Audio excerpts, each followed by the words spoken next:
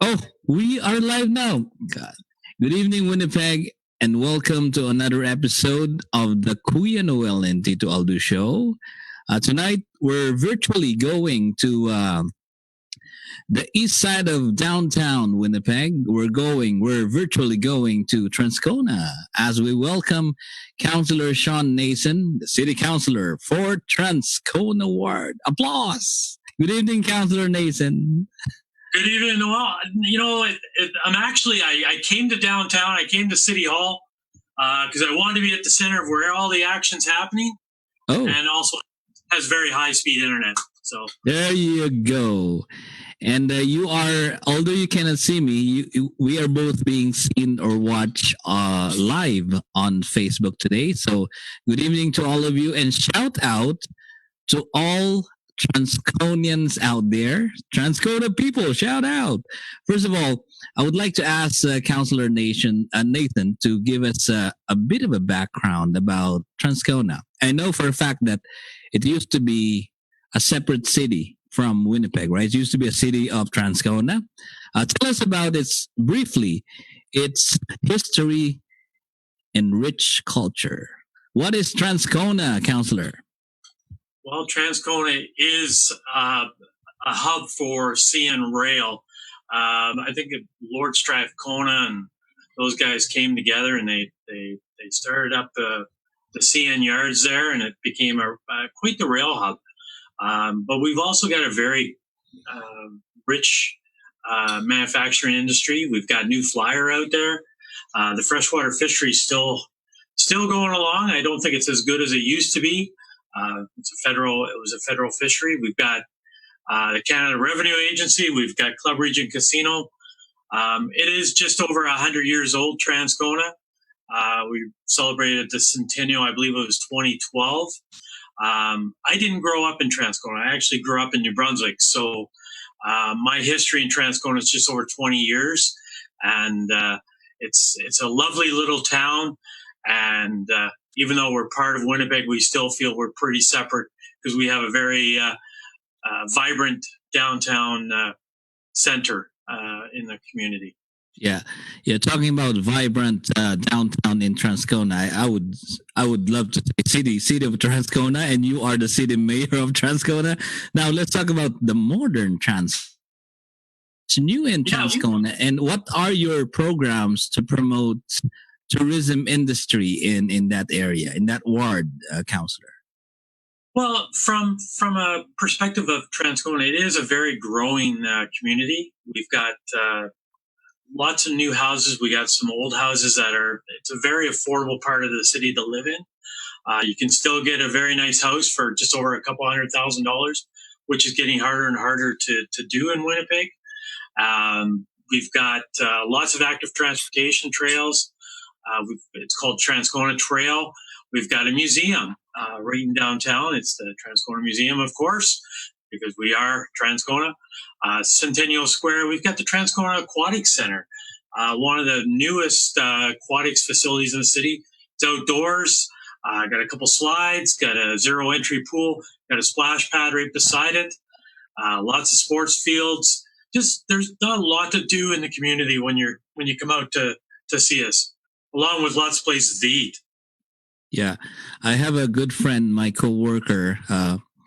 They just sold their house here in. I live in Northwest. They sold their house in Garden Grove area, and they moved to Transcona.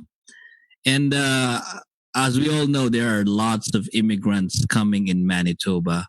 If I am a new immigrant, if I just came to Canada, came to just arrived here in Winnipeg, why do I choose to live in Transcona, Councillor? Well, Transcona is a place where we're neighborly. I guess that's the easiest way to put it. You're new to the area, new to the country. It's a great place to come because we welcome you. We'll talk to you. We'll tell you where you should go, what you should do, where to eat, where to buy the things that you need to get on with your new place in the city. Mm-hmm. One of the great memories I have when I first moved here was there were stories of people coming from sub-Saharan Africa getting off the plane in the middle of December, coming from plus 40 to minus 20, minus 30, huge culture shock. So having the network and community that can support new persons to our community is very important, and I see no better place than our community in Transcona.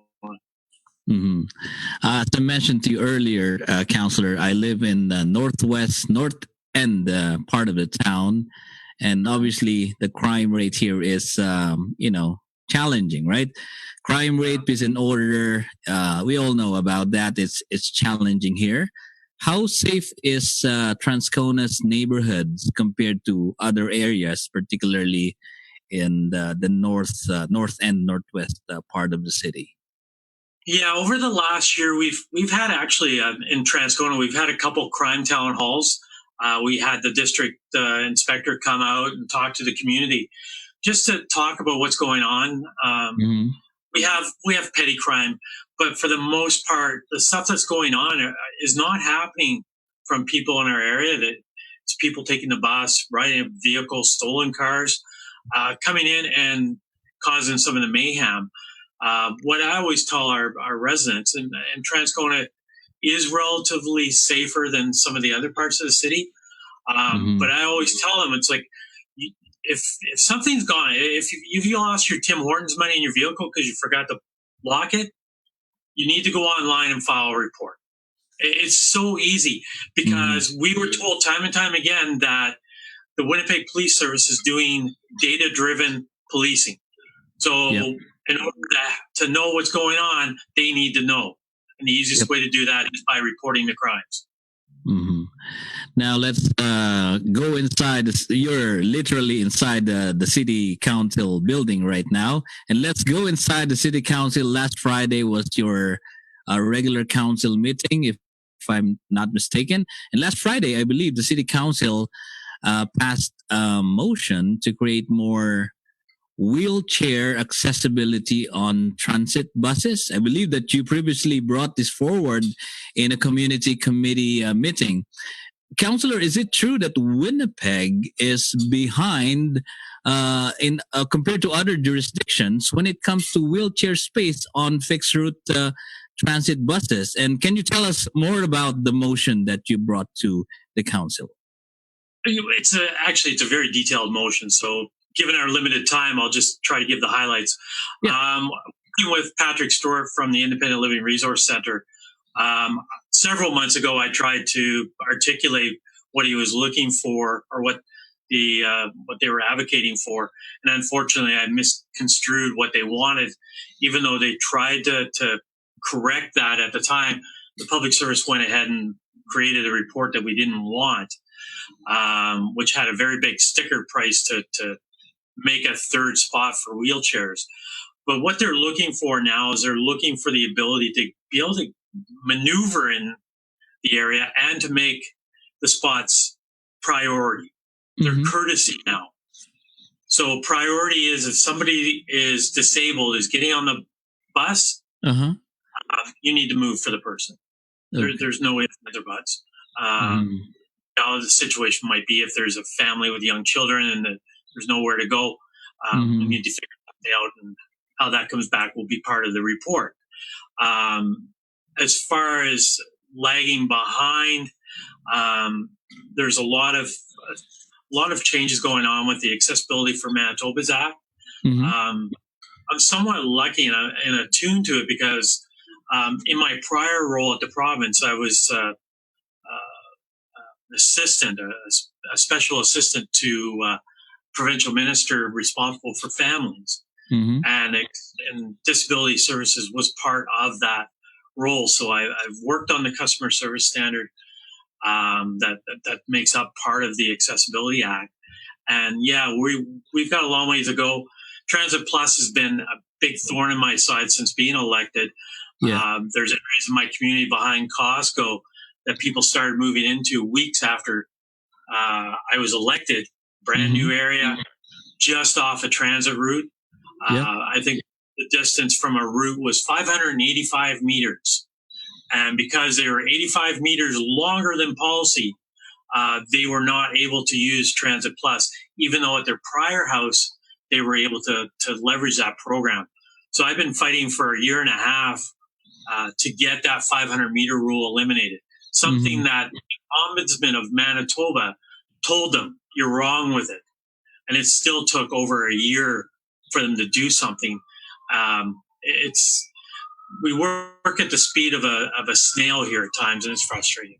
Oh, well, last night I was listening to the news on the Polo Park vacant lot development there, and I heard a battle or dispute is brewing over land adjacent to Polo Park Mall, which could be used for residential development. I know that you are frustrated with the delay on this. What is your opinion on this issue? And can you explain to our viewers the development plan for this and what's the status of this plan, Councillor? Well, it's very difficult actually to talk about that one because it is a semi-judicial hearing. Yeah. Mm-hmm. So I really can't say too much. The plan, as I understand, is that Cadillac Fairview, which owns the mall, along with Shindico Development, want to put up residential and commercial on the site that used to be the Bomber Stadium. That would include multiple towers. The Airport Authority has invoked a very little known clause in the Winnipeg Charter that allows for referral by the federal government or the provincial government to the municipal board. The reason why it was delayed is that it was the Airport Authority that initiated it. So now we found out this week that, I think it was on Wednesday actually, that they are in fact doing this on behalf of Transport Canada. So it goes off to the municipal board at some unknown time. Municipal board will rule on this matter, then it will come back with a decision to City Council. Now, last week I was interviewing Councillor Kevin Klein, and we touched about some, Wait, you had him on again? Wow. Yeah, second time now. Yeah. But I would talk about the bloopers in at City Hall, wherein you guys receive an email, a report, which were not supposed to be sent to you, right? Yeah. And it was a clear error, and they apparently they tried to recall the email, but the report was already sent. Anyway, speaking of errors here, previously or a few weeks ago, the city scrapped a recently released study on photo radar. You know this very well, enforcement in school zones, that was previously presented to you guys, to city councillors, because it was a wrong report, right?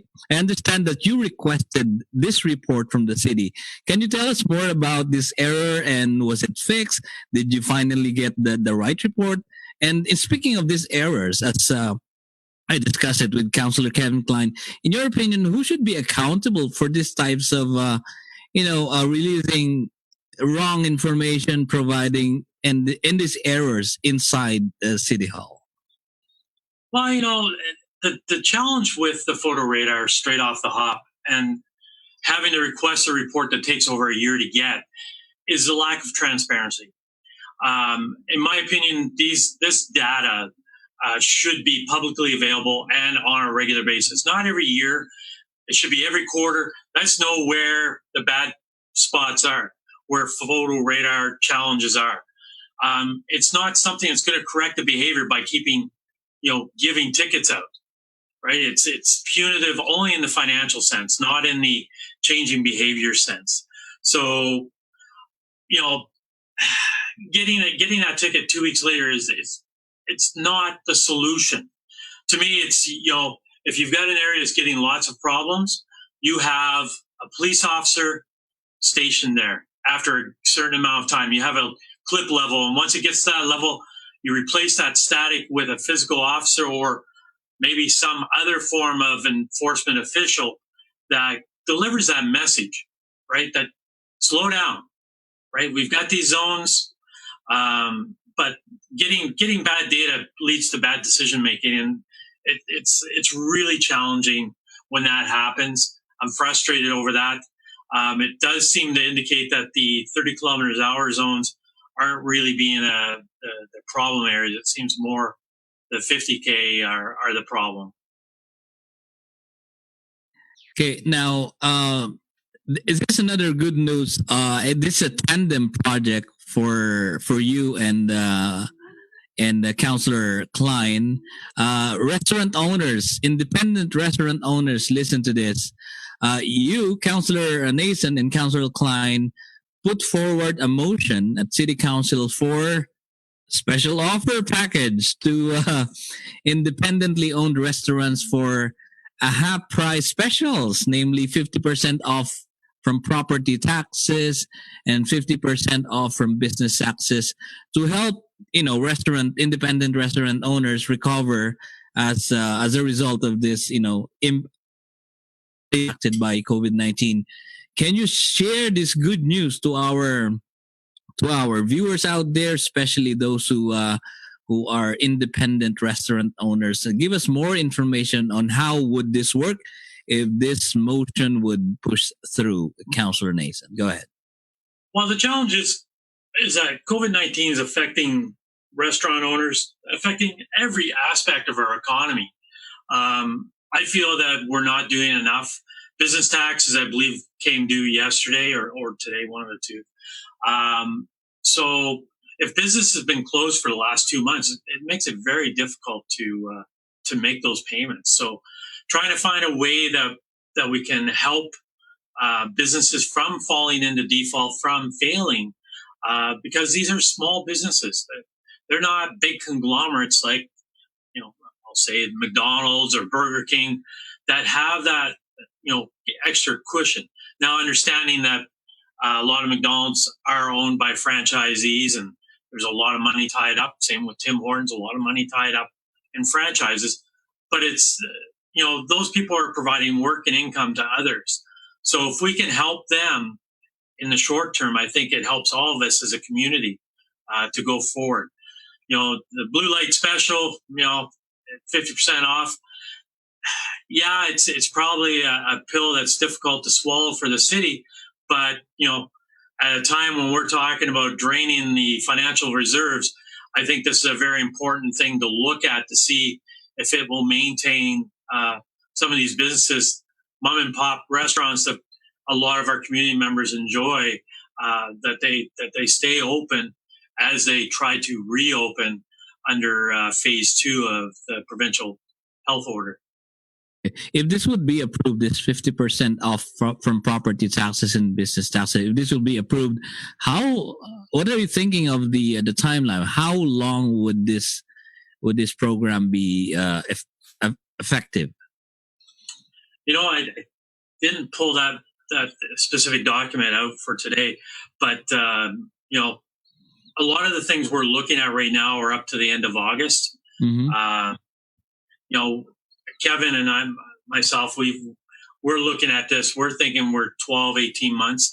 We're in a pretty deep recession right mm-hmm. now.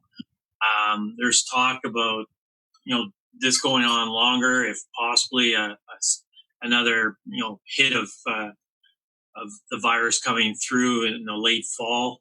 So, in the interim, if we could look at this for 3 months or 6 months, I think that's at least give a little bit of cushion. Mm-hmm. We don't know what they're going to approve when it comes to the committees to talk to. We'll try to swing for the fences. Yeah. A lot of this is also an opportunity for the public, right? Mm-hmm. One thing we move these motions as 2 councillors. We need the voice of the community, the restaurant association, and those small independent business owners can come to the table and say, "Listen, I'm here to talk about this. This is important to me. We need your help." So, if you got a restaurant on Isabel or up, Keewatin, you got to come out. You got to talk to us. Yeah.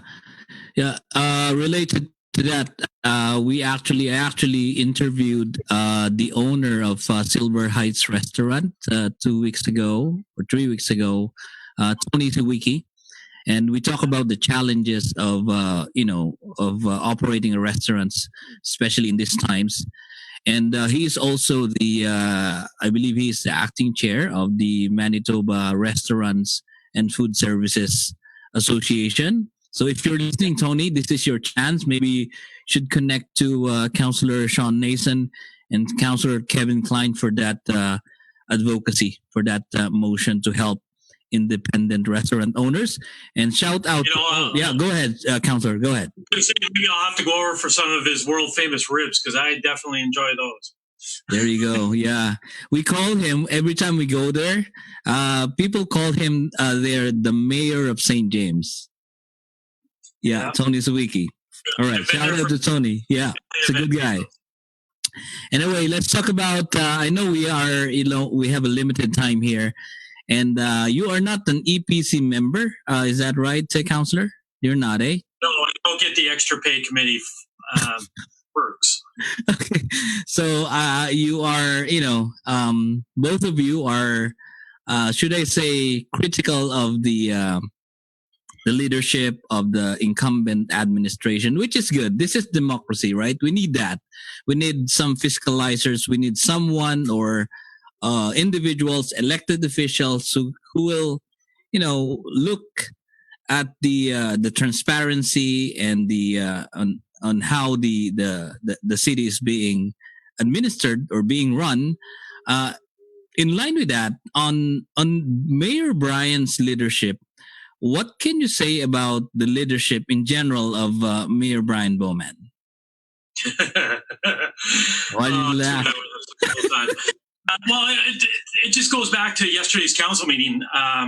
The mayor actually referred to me as a political actor.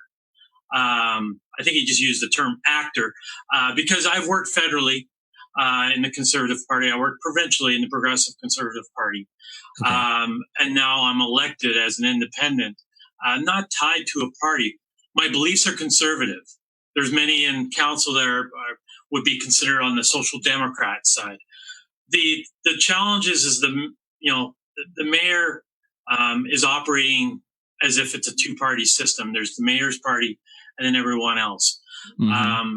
If we had a big tent where everybody came to the table, had access to the same information, I think we'd have a lot better opportunity for building consensus. This is a strong mayor model here in Winnipeg. It's one of the last remaining situations where the mayor controls so much power. Yesterday we were asking questions, Kevin and I doing a tag team. I didn't intend to ask a question, but when the mayor ran in 2014, he ran on an elected executive policy committee. That would give an opportunity for council to decide who's going to sit on the decision-making side of the fence. And it's not to belittle that. There's a lot of extra work that that committee has to do, the chairs, and a lot of responsibility to the mayor. Everybody that's on EPC and the public service report to the mayor. And, council, yes, has the final discussion on it, but we do not control the message. The mayor controls the narrative at the city of Winnipeg.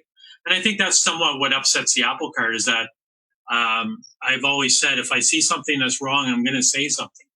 I didn't realize I was going to be saying something so often that I have challenges with here at the city. And